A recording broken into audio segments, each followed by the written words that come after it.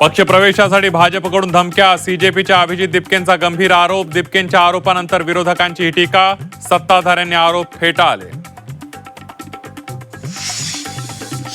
Zen-Zee आंदोलनामुळे भारताची बदनामी, शिव्या देणं ही आपली संस्कृती नाही. देश रस्त्यावरून नाही संसदेतून चालवला जाईल. झेन-झी आंदोलनाबाबत रामदेव बाबांचं वक्तव्य.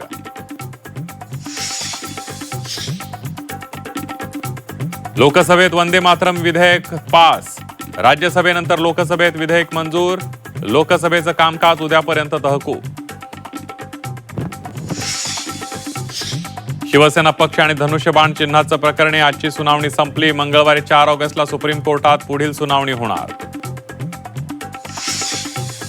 सत्तेत येऊन 6 महिने झाले नाहीत तर नखरे सुरू. आदित्य ठाकरेंची मुंबई मनपातील सत्ताधाऱ्यांवर खरमरीत टीका. यांच्यासाठी मुंबईकरांचा पैसा का वाया घालवताय, देवेंद्र फडणवीसांना सवाल.